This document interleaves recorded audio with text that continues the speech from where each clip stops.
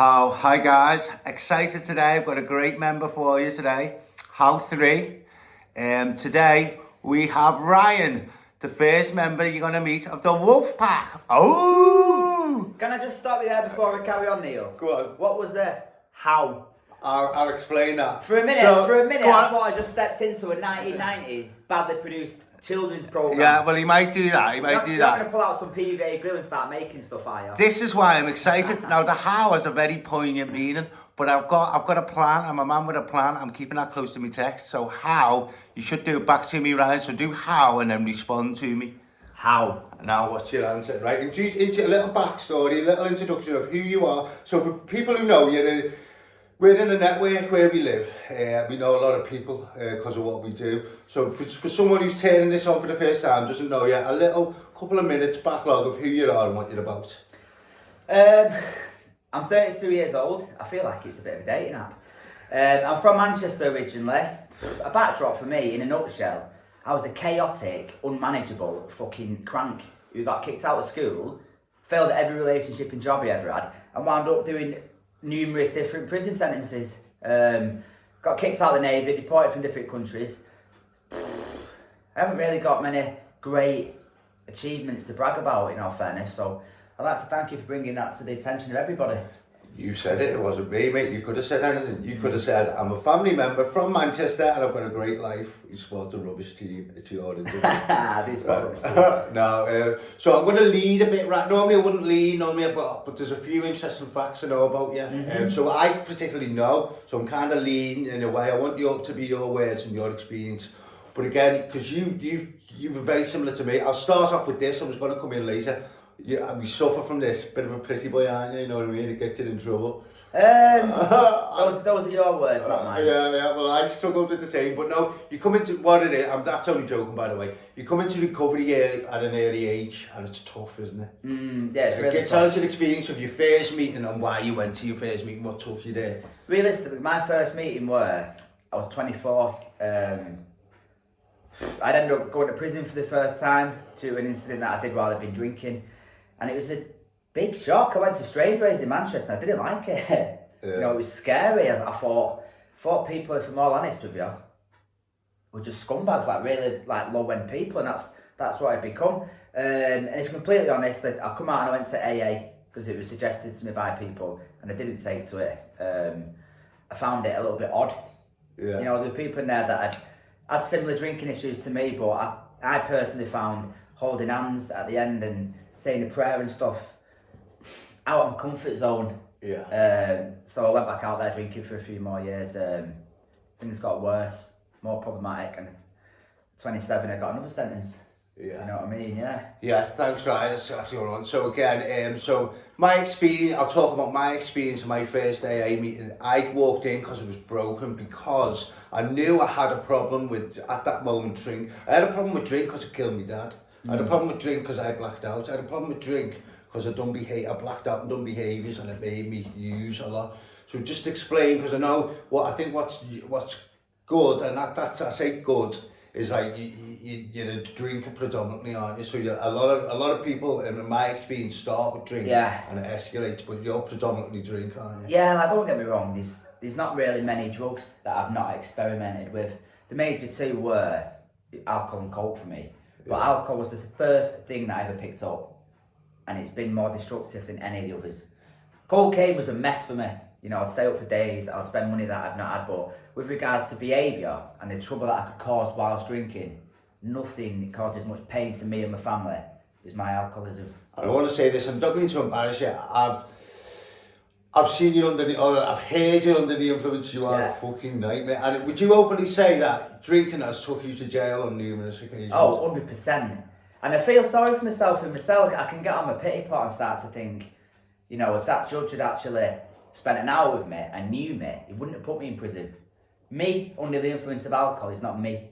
Yeah. It says, I don't want to quote the big book, you know, let an alcoholic drink for a few hours and he resembles his true self, but little. I was wrote in the 30s, but I am non-existent. I've had ex-partners say to me, Ryan, I don't even recognise you. So not only do you behave and say different things, but you look different. Your face becomes distorted, your eyes are rolling around your head, your mouth looks angry. I'm unrecognisable. I think to certain people, Drink just sets them off completely different. And when it does, it's the old Dr. Jekyll and Mr. Hyde. Yeah. There's no point. Yeah, there's no point telling fucking Mr. Hyde that he's acting like a twat.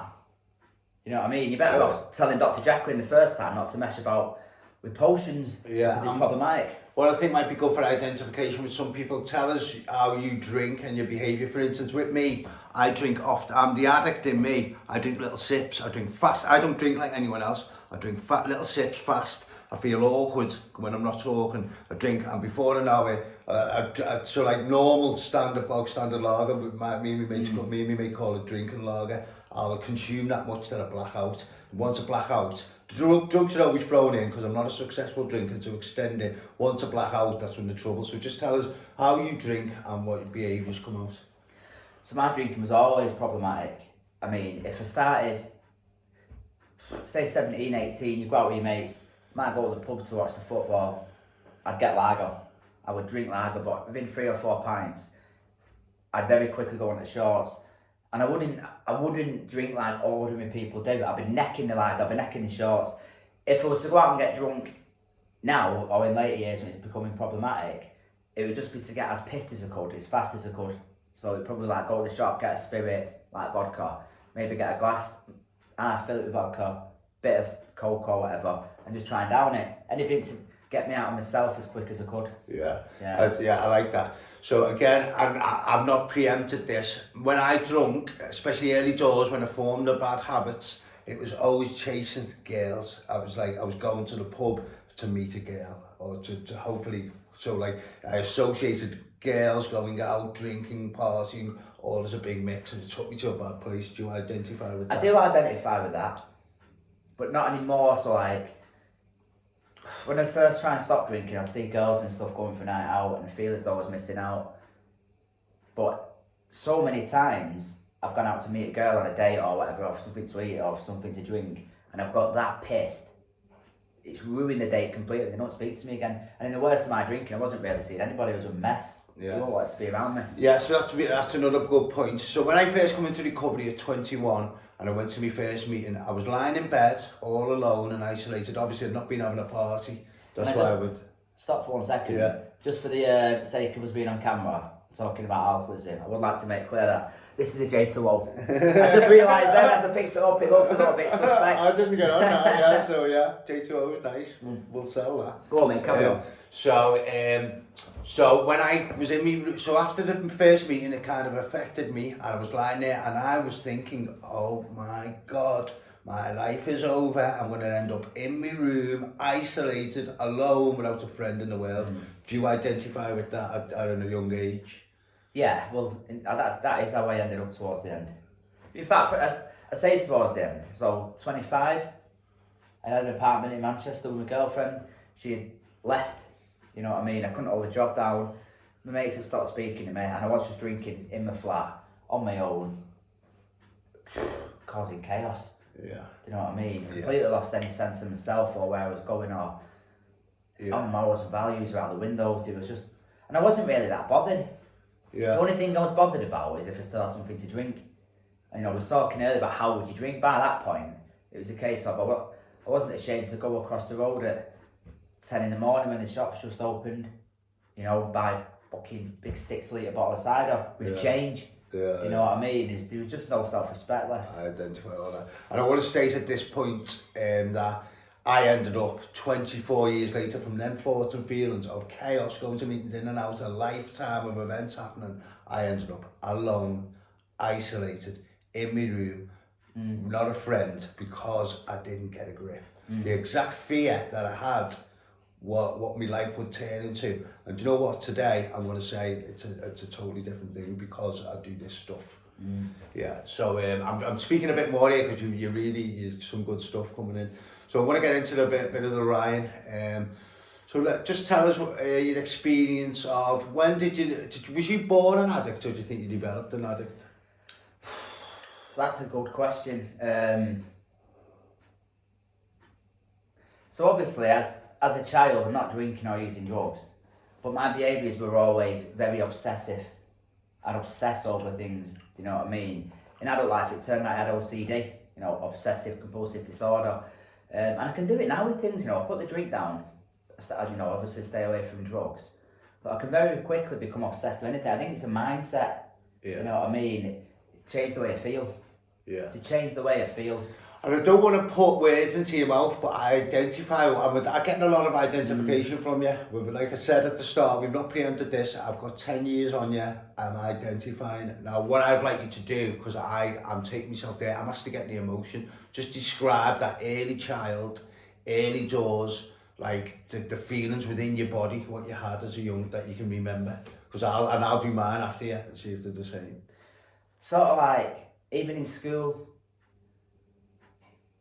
I suppose I'd be classed as a naughty child. Yeah. I used to have my desk at the teacher's desk, I couldn't sit with the other kids. And it made me feel a little bit isolated, like I was different. And I suppose I carried that on. I suppose I played up to it, to an extent. Yeah. I thought, right, I've been put in that category, I'll act out accordingly. But yeah, always like something was missing.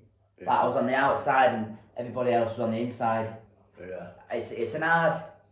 It's hard to put your Yeah, finger it's on hard it. to put your finger on it. I'm just going to see if I can spare anything on for you. I had like an anxiety and anxiousness, so like with me drinking, it's constant, it's like a nervousness, anxiety, just not comfortable within my own skin, and it's led through life. It's what I'm working on now to try and accomplish. Yeah, I think that's a really good analogy to put it. Just uncomfortable in your own skin. Yeah, now, a fellowship saying is dis-ease with yourself, you know what I mean? I identify with that. Just not right, and it's led on to like, and the obsessing, I like that. So when I put drinking drugs down and stopped obsessing about, I thought about drinking drugs and I'd done a lot of work, but once that relieved from me, I started obsessing on like women. If I obsess on anything, I'm in trouble. Even me children, even like healthy things, what you think are good. If I obsess on anything, it leads me to, maybe not pick drugs up, but it leads me to chaos. Yeah. Yeah. Yeah, 100%. Yeah. It's weird. I want to move on now. I want to get a bit positive. We've identified, we've talked about the problem. So here's a question I'm going to throw out there and we're going to lead on. Where does Ryan see Ryan in 5 years' time? In an ideal world? Don't trigger that ego off. Do you know what I mean? Well, I'll have to break that down bit by bit to where Ryan is now. I'm back at college now doing some courses, getting a few qualifications behind me. I'm also doing courses on myself and doing some CBT therapy. I want to understand what makes Ryan tick. You know what I mean? I think I touched on it earlier on today. You know, well, the drink and the drugs have been put down now, but wherever I've been in the past, these same problems occur. So it's an internal issue. So until I get that sorted out, I suppose I'm gonna struggle. But I'm putting the building blocks in place now. If I keep doing what I'm doing, eventually these courses would send out qualifications. I'm with a couple of companies in there in a volunteer role. I'm networking. I've been told that can lead to a job in the services, helping people. Yeah. As you know, I was a few months ago. I had to stop that because I got obsessed with that. I was hosting meetings in California, in Santa Cruz, that night at noon. I'd like to go to America at some point, and I've got a few friends in California that I like to travel, maybe work over there. I know my old sponsor used to go into the prisons over there.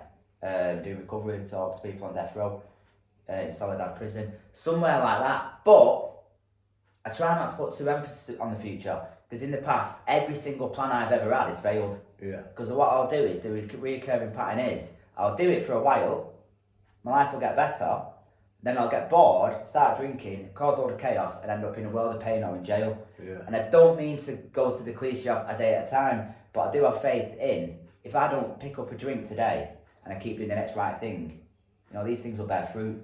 Yeah. The more time you put in with that mindset, the better thing. Yeah, I could spiel off where you see yourself in 5 years' time. Right, 5 years clean, wife and kids, settled, house, decent job. Yeah. You know what I mean? But I've got to break that down, me. Yeah. Because I realise that I can become unmanageable fairly quickly. Yeah.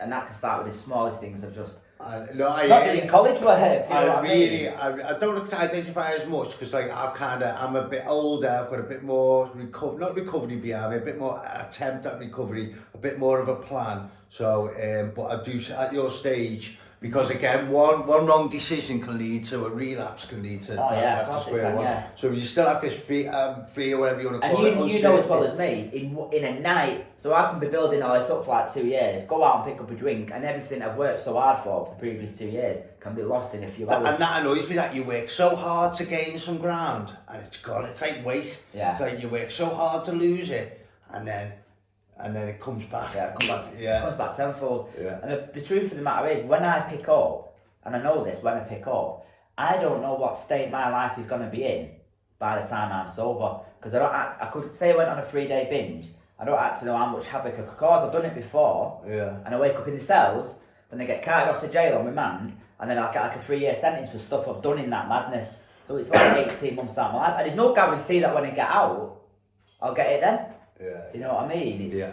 Yeah, I like that. I just want to check the time. Yeah, we're doing well. So I forgot, I've done a boo-boo, sorry guys. The first question I should start with, and always will start with, is do you believe in God? Can you elaborate? So basically, so in a nutshell, you either believe in a higher power, so a controller, a creator, a master of the heavens, or do you think like an atheist, or I don't know what the word is. No, I don't feel like an atheist. So with me, that's now you've made it clearer. I don't recognise myself to any specific religion. Yeah, that's religion. Yeah. But however, with regards to God, I 100% believe in a God. I think. That's not a concept to struggle with, but I do believe as a human being, trying to understand what God is beyond our capability. I think it'd be like trying to explain to a dog how the internet works. Yeah, all these different portals and stuff. Yeah. The dog's not going to have a fucking clue, but the internet still exists. Yeah. It's beyond our understanding. Yeah, okay, well, and you can just be brief on this. Is there or isn't there a heaven, in your opinion?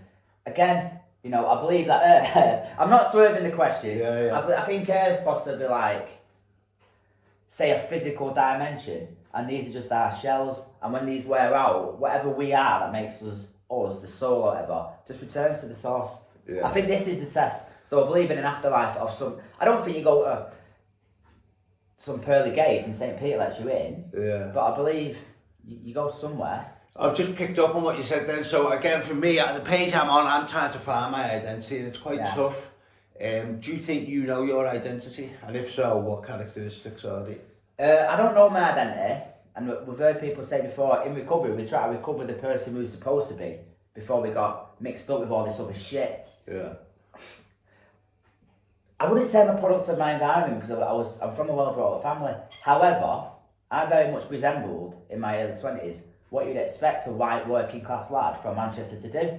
Yeah. Into football, into coke, that sort of behaviour was quite acceptable. Yeah. Womanising, getting into fights, getting into trouble, that was quite normal. That's what my class and culture dictated. There was some prejudice in there was some racism in there. These are all forming in my head from the people I was around, from the life that I lived, from the things that I did. You know what I mean? You become warped by that, and in the end, you lose your identity because you've been doing it for so long, you don't really know who you are. To go back to who you are, you have to go back to being a child. Yeah. You know what I mean? You ask any 5-year-old what he wants to be when he grows up. Yeah. He's not going to say I want to be a fucking dysfunctional alcoholic / drug addict who's in and out of prison. But, circumstances of life lead you down that way. Yeah. I do, and I believe the only way to actually get to where you're supposed to be is to rip all that out and completely go back to basics. And that doesn't necessarily mean we drink or drugs. I mean basics.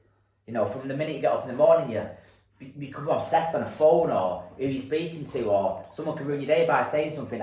It's an internal battle, in a nutshell, I've lost my identity somewhere along the way. Yeah. Because for me, I believe you've got to find your identity to beat addiction. You've got to find your identity, be confident in your identity, know it, and then live your life. That's my opinion.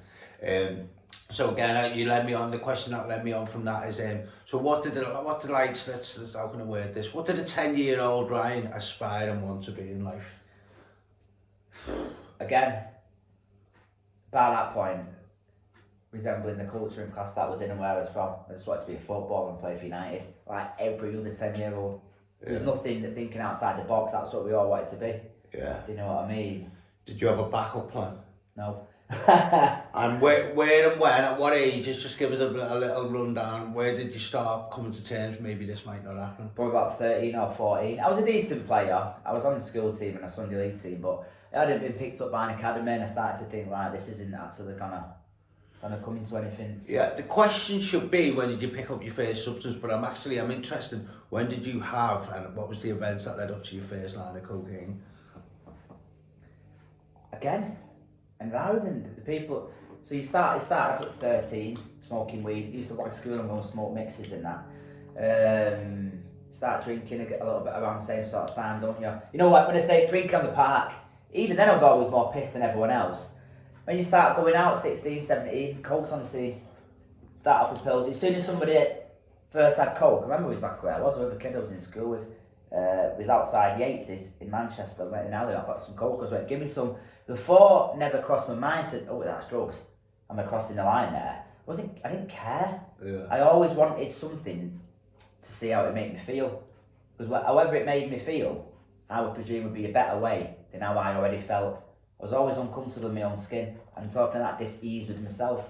Do you know what I mean? Do you know what I mean? So if you said go in the garden now and drink some cat piss and get off my head, in addiction, I would have been doing it. Yeah. Well, I'm going to say a thing, and you know, my mate says to me, because the person I was growing up, he knows me, I was going to say intimately then, but he knows me well. He said, if shit butties were illegal, I'd be addicted to them. Yeah. And that's the same type of analogy, innit? Yeah, so I identify with that's the addict in me, and I've got that as well. Right, what do I want to talk about next? So, what would you say to a young 12, 13, 14, 15-year-old who's coming up, finding substances, finding girls, just like the Ryan, so the modern day Ryan, who like is got behaviours that could lead him to prison? What if you could give one message to them, what would it be?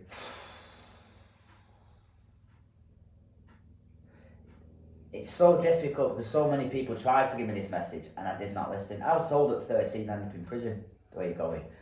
If I was speaking to myself directly, stay away from everybody, stay away from the people you know are bad, and work hard. Read, study, don't get caught up with social media and shit like that, or try to be what you think you should be. Yeah. Have a bit of self-belief in yourself and stick with your family. Your family will keep you well, loved ones. Never mind going out trying to make a reputation or all this ego stuff. Yeah. Stay at home with your family. Train, eat well, sleep well. Look after yourself. Play for the long game.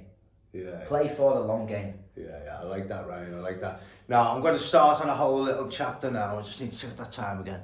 So, again, I want as well. Don't smoke neither, because up until about 13, 14, I was quite tall for my age. And I'm only like 5'8" now. I don't know if smoking stunts your growth, but I didn't get much taller after 14. Well, I'll have a go for vaping, eh? Vaping doesn't stunt your growth. Vape, kids. Vape's not good, but if you're addicted to nicotine, vape. Yeah. Yeah, definitely young Ryan. Don't smoke. Yeah, and okay, so now, before we start on this, just want a bit of lay down. I identify with you, we're in the wolf pack, we're friends, you like a laugh. Now, I want to start by, I want you to respect 100% anonymity now in all questions for the next couple of minutes. So, when was your first kiss? I'd like to know that. Can you remember your first kiss? Yeah, I remember it perfectly. My first kiss with a girl that wasn't tongue, it was sort of like lips on lips. I was about 11, it was my girlfriend from school. I went and kissed her. I went and knocked on her house and got her to come out on the rec. And I kissed her under the slide. Wow. It broke my heart. I started crying after. Okay, so I like that. So again, have you got...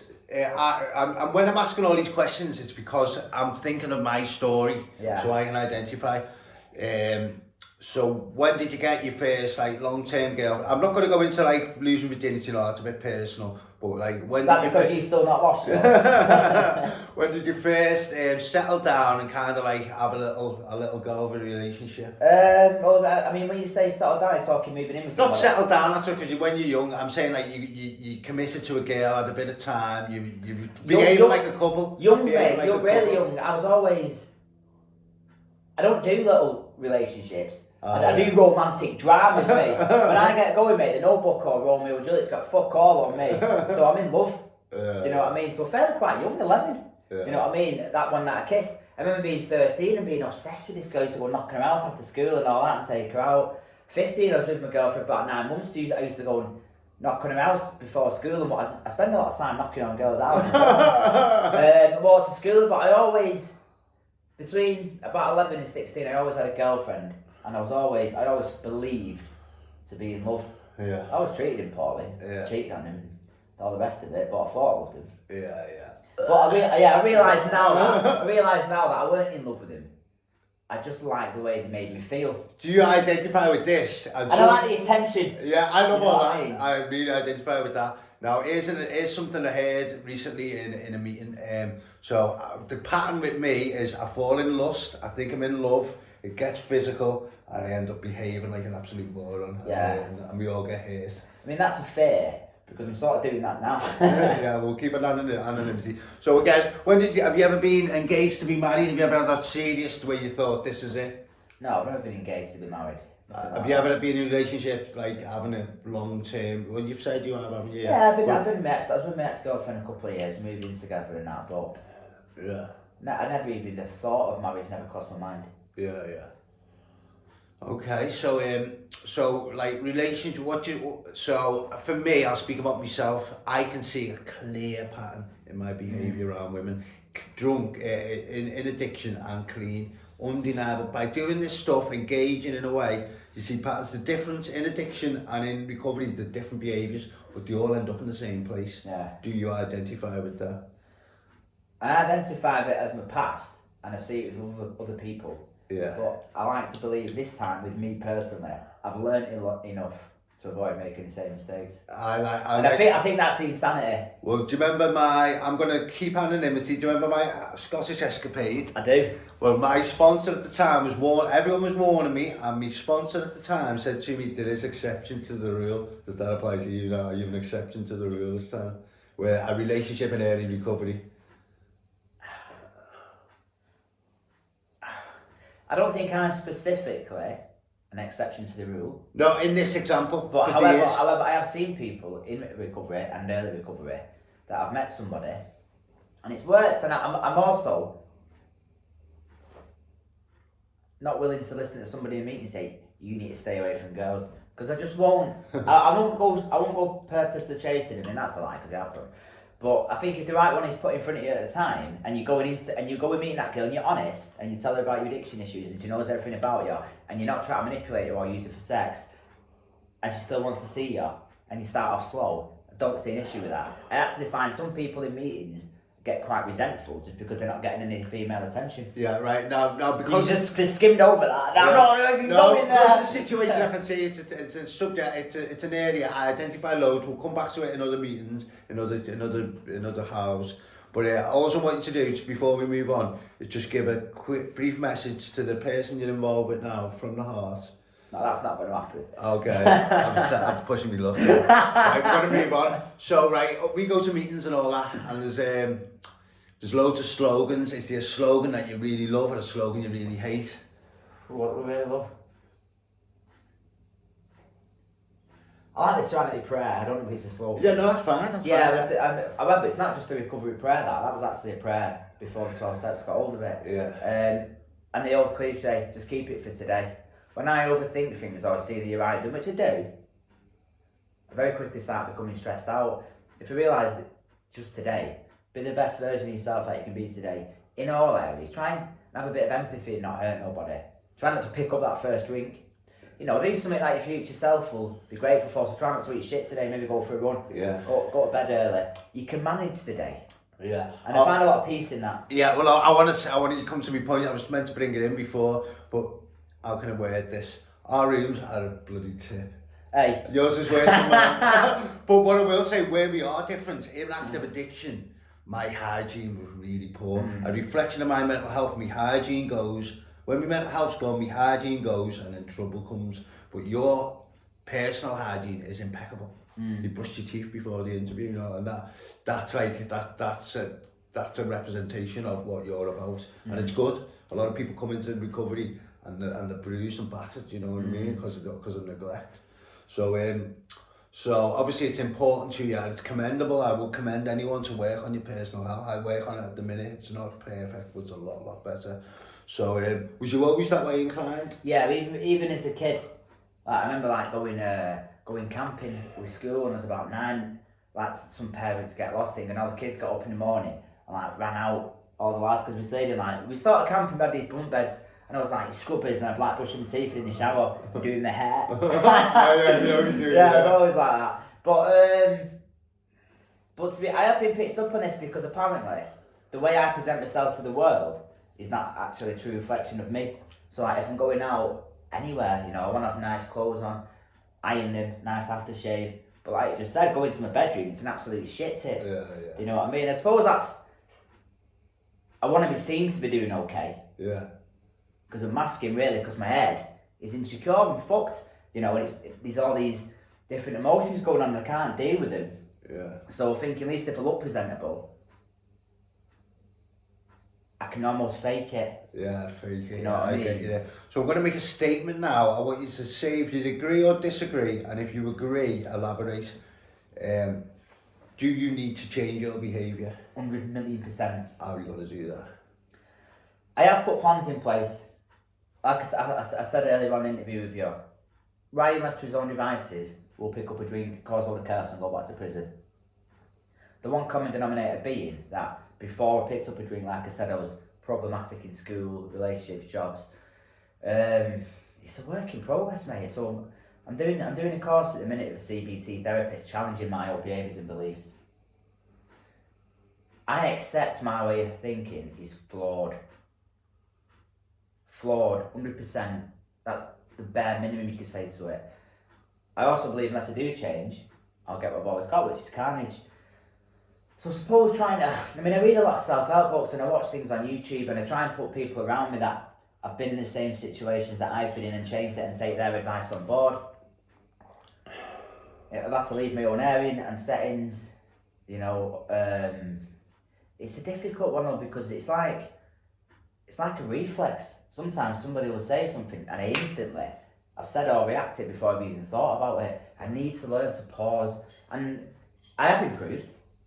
That's a fact, you know what I mean? A few years ago I just flew off the handle, but the scary thing is I've not improved enough. That little bit is still in there, and that can become really problematic. But a lot of people say the steps will change the way you think and the way you behave. You know, I don't put enough effort into the steps. If I'm completely honest, I start them and then I get bored. I'm supposed to ring a sponsor every day. I don't ring the sponsor. I get bored in meetings. And it's a worry because I don't think I've changed enough. But I don't necessarily think you have to be all in one. I think there's other avenues. I can get stressed out and go for a run on the seafront. Yeah. And clear my head. That's something I wouldn't have done years ago. Yeah. It's horses for courses, isn't it? Yeah. That's what I identify with. But to answer that question, yeah, and the way I've thought then, it's still a massive area because I believe that's where the solution lies. Yeah. It's our thinking and our behaviours. You know what I mean? Yeah. Well, and again, I'm just thinking, and I don't want to break anonymity again. You're on a period of therapy. You're on a course at the minute. Hopefully that should clear the wreckage a little bit, which could ignite a change of behaviour. Yeah. What do you want to talk about now? Fears. Have you got any fears? Okay, I'm scared of everything, mate. Everything. Explain. Never achieving what sort of potential I think I've got. You know, just carrying on in this carousel of madness and waking up in 10 years' time, you know, when I'm still in the same situation. So what have you done? Well, fuck all, really. Not achieved anything. I've been in and out of prison for another 10 years. Still not got a grasp of this drinking. You know, I'm scared of my family dying without him knowing I'm okay, without him seeing me for a good few years of recovery time under my belt, out of prison and doing well, so like my mum and dad can have peace, go right, he's okay. You know, if something was to happen to one of my parents, now, knowing how much worry and harm I've caused him, I couldn't live with that guilt. Yeah, I want to come in at this point because I have the same experience. I have my dad passed away, and I have tortured my mum. Not on purpose, as tortured. And what I do find, and the message I want to give, when you're entering in this way of life, we change and recover at a quicker rate they're not nearest and dearest, they don't do what we do. There's groups out there to help them, but they're often left. So I left the vacuum, and my mum, I don't want to get personal or speak any intricacies there, but we were still at loggerheads and I thought it was her fault, but it's the damage that I've done. The damage that I've done has caused her great pain, which in my opinion makes her behave. Our relationship's not great, I've got a part to play, but I can easily try and blame her. And it's a big bone of contention for me, you know what I mean? It's not her fault. So I'm going to move on. Just want to check the time. Yeah, we're doing all right. So let me think what else. So this is a bit of a trick question, and I like this question because I'd like to think if someone asked me, "Are you in denial today?" Yeah. Oh yeah, can you? Yeah, I'd say so. Yeah. There's just certain things that I know I shouldn't be doing, but I do them anyway. Yeah. Not to the extreme that I used to. Again, it's just around mainly with women. Do you know what I mean? Other stuff as well, man. I sort of feel like I've got control over certain elements and I've got that boxed off, but I'm not. Well, it's a mad one, I'm just going to explain a bit so someone who doesn't know the term. So you're denying something that you're unaware of. So, for instance, some people who've got a drug problem come into recovery and don't think drink was their problem. So they're in denial. They pick up a drink and end up in a bad place. This denial, and it evolves. I denied. I always wanted a relationship, mate. I always thought, a bit like yourself, I'm not saying it's going to happen to you. I was in denial that I thought this time it was going to be different. I was going to take it slow, wasn't going to get physical. I was going to be open and honest. And I've had to sit back now. People used to say to me early doors, stay on your own for varying amounts of time. I run of the steps, 12 months, 24 months. I never listened. And it's only now I'm beginning to listen. I still don't know the answers to that question. I also know I've got to get comfortable on my own. And I've got to get right on my own before I bring someone else in. I get that. But when are you ever right? I agree. When are you ever right? Like, so you hear people like, oh, it's not the right time to have a kid. When is, do you know what I mean? Yeah. But if somebody gets pregnant, they manage to cope. We'll always, when I get that job, or when I get that car, when I get promotion at work, when I get 3 years, when are you right? When are you stable? When do you take a little bit of personal responsibility? Yeah, that's a good question. Do you see yourself with kids? Do you want kids? Oh yeah, definitely I want kids. Yeah, 100%. That's a real big. I want the experience of being a dad.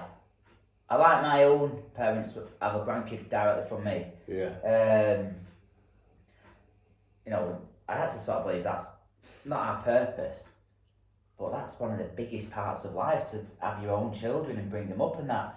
I'm grateful that I've not had kids previously, because I did think if I had kids it would sort me out, but after meeting so many other people in recovery, myself included in that, that have had children and gone into their addiction and now they can't see the kids, it's painful. And I look at my past relationships, and if I'd had a kid with one of my exes, I wouldn't be able to see that child now. Them relationships ended problematic and me in jail. And then they just sort of like fizzled out while I was away. They'd just say, nah, he's in jail. He's lost the plot. He's not seeing any kids. So they wouldn't have been visiting me. So I probably, say I had a kid with my ex, I'd probably have a 5-year-old now that I've never seen. So it's probably a good thing that I've not had one until I get myself right. But well, God willing, mate, watch this space. So again, either that or I'm just firing blanks. So what I'm going to say now is like, there's a saying in what we do, in the stuff we do, there's a saying that I hear some people who are doing what I'm doing, that my kid has never seen me use. Now, that'll never be a case for me. It can apply to you. Is there a saying that you wish applied to you or will never apply to you that you often hear? Have you got, most people have something that they hear and think, oh, I wish I had that, or something. Nah, I don't think I follow that question. I was just going to say something fucking... Yeah, no, well, just going to the meeting, we often hear the same stuff, patterns of talk, you know what I mean? So I often hear people who've had children in recovery, and they say that... Yeah, but I've heard that saying. Yeah. What's the question you asked? So I'll think of some examples. Yeah, it's not very good, because I'm just thinking... You mean like when people say like, for example, I went to my first and I've not picked up a drink since that day. Yeah, exactly. That's exactly it. Yeah, I can't relate to that. I relate more when people like, I went to my first meeting, I didn't get it. Do you know what I mean? Yeah. What else do people say in there? Yeah, There's so many. it's a bit of throwing it on you, a bit. That's an brilliant example. You got people will say I first went to NA and they said NA stands for Never Alone and stuff like that, or God, your perception of God could be the great outdoors, or you know what I mean? Group of druggies or whatever, group of drunks. So you hear it, there's so many cliches thrown about it now, you don't know what's that's what. exactly what I'm talking about. That's exactly, and you know, what you've just expressed then is kind of how it is. You hear them all, and they're all just about, you don't. I latched onto the kid one. You latch onto someone, know what I mean? And you'd either aspire to be it, or you write yourself off because you can never achieve it. Yeah. So what I want to come on, I want to move on a bit now. I want to come on to like free time, because I like that you set an example this way. So you need a life outside of recovery, in my opinion. Yeah. You do recovery, it takes up a lot of time and all that, you know, it can be laborious. But you need, what does Ryan do to relax? Outside of recovery. I think I touched on it earlier. Family time's massive. Yeah. Being around the people that you love. What Ryan does to relax? I like going running. I specifically like going running with my headphones on, with my music on the seafront. It just clears my head. I like spending time with my housemates, you know. We'll even just having a bit of banter and that. We play football on a Friday.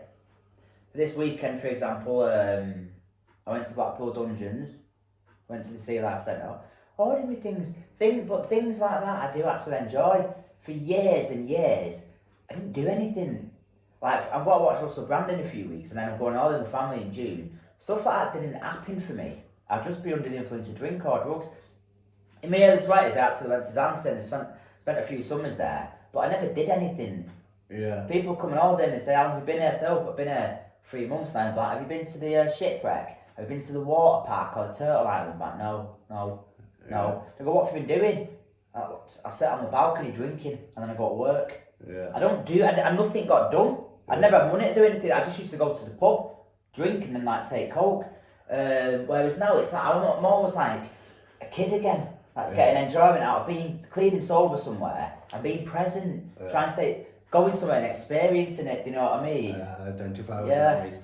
I forgot my question now, because I identified so much. I forgot my question. So again, I'm going to say meeting girls. I love going meeting girls. No longer have to think that's an old behaviour. So I'm going to set you a challenge now. Are you up for the challenge? Yeah. I challenge you. Getting massages. I challenge you to do something new. Call it on camera now. Something you're going to do in the next coming weeks and months. Something new that you've never done before. It's totally different new. And it can be anything. I'm not going to influence what it should be. What can it do? I could do with losing some weight. That went well. But that can be a fitness goal. No, I want some kind of like a bit of free time. So you got to lose weight. Did you hear that? We'll weigh him. Yeah. I'm going to weigh me. I'll go on holiday next month. I'm carrying a few extra pounds. He'll come in the day before. He'll come on the day before he goes to his holiday, and we'll find out. So I've got the camera right up, and I want to see the belly. So that's a goal. That's a fitness goal. I want you to pick something, going somewhere, doing something. What could I do, man? I'm going to. It's a bit of a commitment now, actually. Yeah, but just. And so I've been talking about setting up my own smart recovery group across the road at the Freedom Building. Yeah, okay. We've been talking about that for about a month or two. We'll put that into action then. Yeah. Put that into action. And it's going to take time. It's not going to be done overnight. We'll follow that. Right, I'm just conscious of time. Let me have a look. So this has been a really good interview. I really like this. There should be a lot of identification from a lot of people. And I'm hitting a younger market. Is Jeffers. Get Jeffers in. No. Right. So come round if you want. I'm just going to speak to camera for a minute.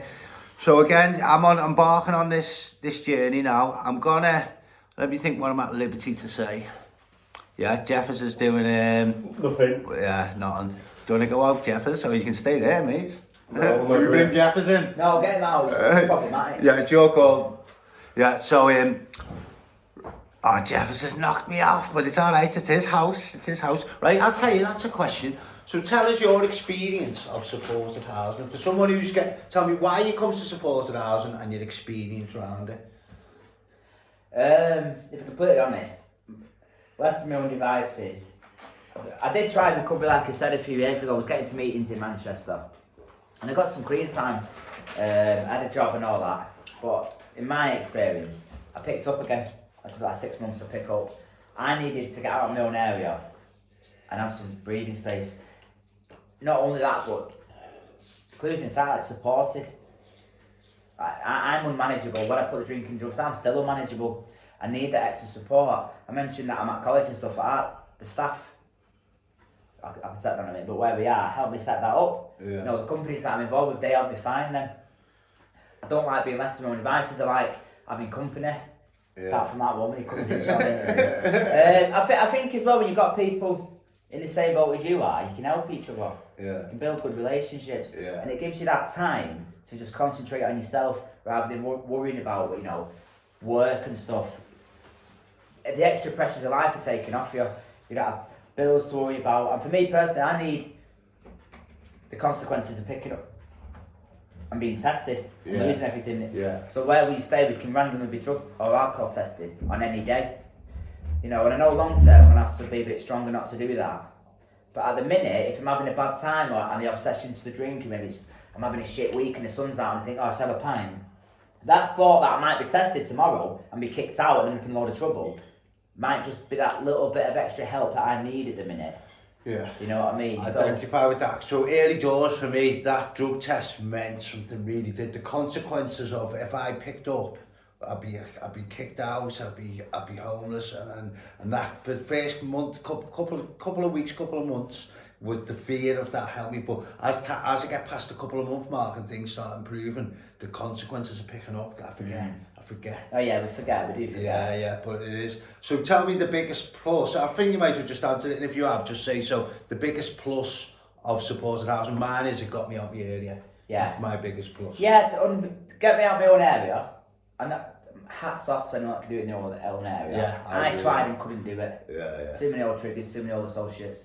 And a safe place to live. A house, like you live there, the burden is taken off you. Yeah. You know what I mean? Financial burden is taken off you. You've got a safe place to live and just concentrate on recovery.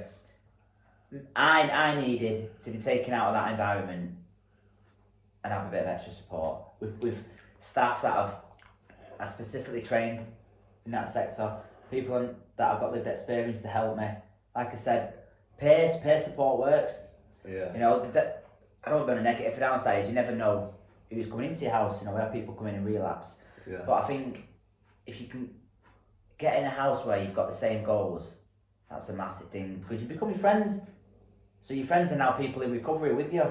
Yeah. That don't want to drink, so you find things to do like the football and stuff like that. We find stuff to do sober. Whereas if you just maybe renting somewhere with your housemate who's coming back with a few cans after work, it's going to be difficult. Yeah. You're putting extra strain on yourself. Yeah, and what's the biggest negative of supported housing for you that you've experienced up to this point? Well, you get dicks coming in the room. Oh, I try to do an interview. You know what I mean? Here it comes. Speaking of the devil. Sorry. No worries, Jeffers. Put your pants up, Jeff. I mean, there's just no need, is there? Are you scared to talk? No. No, the biggest negative. I mean, I've had people relapsing there. There's a big negative where you build a relationship with somebody and they become your friend and you get to know the backstory and you see them doing well and they get the kids back in their life. Yeah. And then they relapse. Yeah. And then they lose it or they go back to prison. It's sad to see.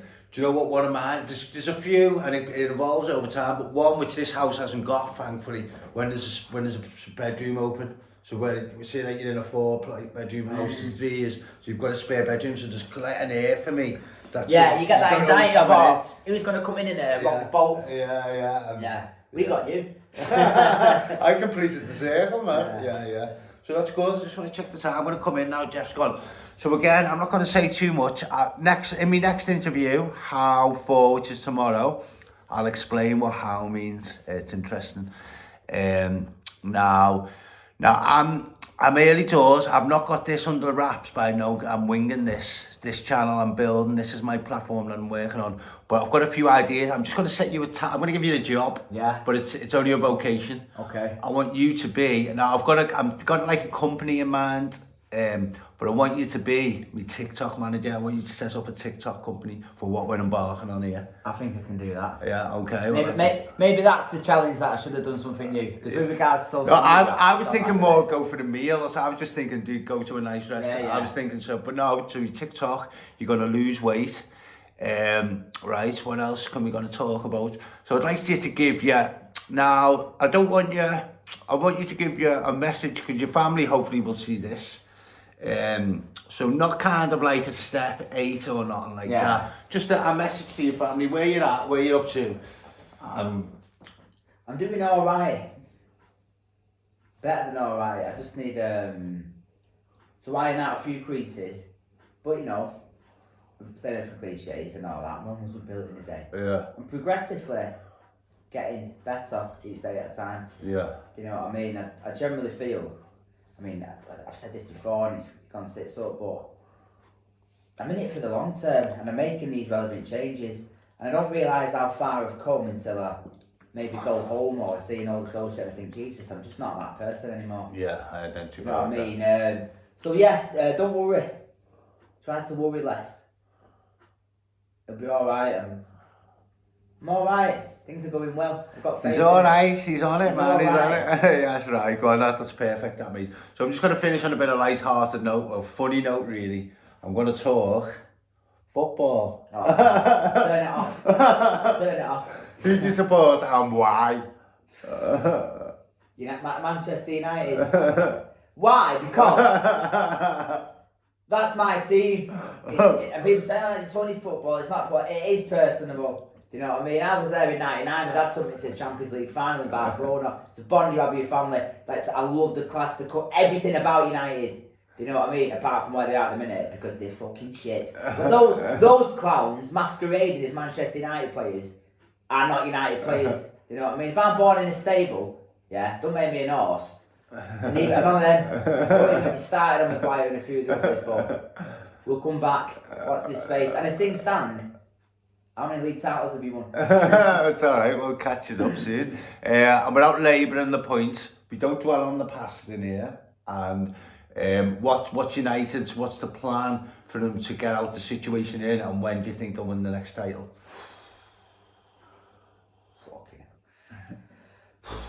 I like that. I think for the first time in my life, I've been lost for words. Well, again, and I'm going to speak my experience. The reason why I asked the question, when I was born in '78, Liverpool were winning everything. I thought God was a red. I thought it was a God-given right that Liverpool won the league. Now, the 27 or 30, whatever it be, years were really painful. That's it. 30, you know better about it if you know your history. But for me, what it was for me, that I used to be, if Liverpool got beat, I wouldn't speak to like my family, my mum, I was really down, but I've had to get a grip over, it took time. So the highs aren't as high and the lows aren't as low. For me, it still seems your highs are still up there. And I know a few people, it's a very dangerous place to be. Now, football's important, but I've got like a superstition. I'm a bit of a jinx. If I watch the game, we get beat. So like I've had to take a back seat for my own. This was before recovery, for my family's sake and for my own sanity. I had to take it. Like I love Liverpool, you know what I mean, but it wasn't healthy. An addiction of football and behaviours and drinking drugs. It's one big soup that I've got to be really careful of. No, I mean, yeah, as much as I hate to admit it, you are right. Fortunately, for where my recovery is, I've not had too many eyes with United recently. You know what I mean? So it's much easier not to watch them. But I agree with you, you know, that go to the pub to watch the football and stuff like that, it's drinking. And my eyes were high, like, if United scored an injury time win against you or City or something, you know what I mean? But I could flip it. So no matter how good the result was, I'd want to really enjoy it by drinking. And no matter how bad it was, I'd have to drown my sorrows through drinking. Yeah. That's exactly You know what I'm talking mean? about, yeah. There's plenty of times I've gone to the pub to watch a big game, had a few beers and then started with Coke and that, and not even watched any of it, I've been too off my head. Yeah. You know what I mean? It's an excuse really. But I have to realise that football is literally it's just a game. Yeah. You know, and it's certainly a game that I'm passionate about and triggers certain emotions. And I struggle to keep my emotions in check. I like that, Ryan. Yeah, I like I that. struggle to keep in check, mate. Yeah, so Sam, we've got on Sam. So what I want to do, just to finish up on, so this is the last thing now because I'm dying for the comfort break. Yeah. So I'm just going to make the statement and then pick who's going to go first. I want you to give me some advice to move forward. It can be about my channel, my recovery, whatever you want, and I will give you some advice. Who would you like to go first? I'd like you to go first. Okay, so my advice to you, so I'll give you an area. Would you like me to talk about your recovery, your future relationships, life, your family? What area? I could do a bit of advice on all of them. Oh, so what did we say? So the biggest one is like relationship. What I would say is just calm down, like you've said, keep doing the right thing, but do the nice stuff for a relationship. Relationship wise, like find out who you are first.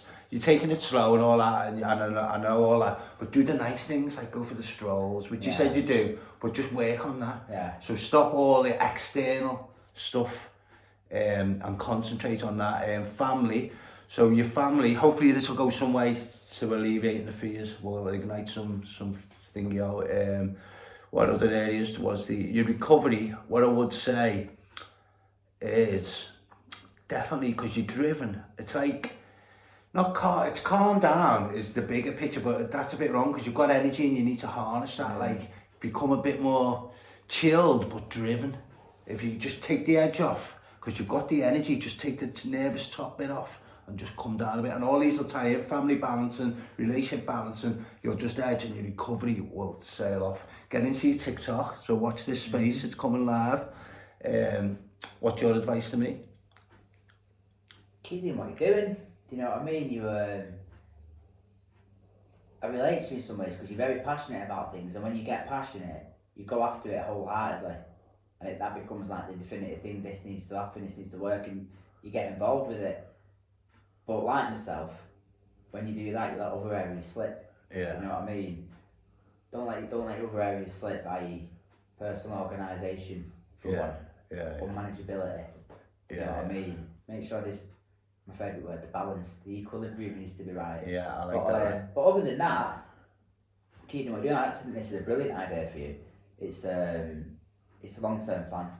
Keep motivated, keep recovery focused, but try not to obsess over it. Make sure the other things are still looked after as well. Cracking advice, Brian. No Thank problem. you for keeping me one more hour clean, mate. Thank you, mate. Yeah, no problem. How? See you next time. How? Yes.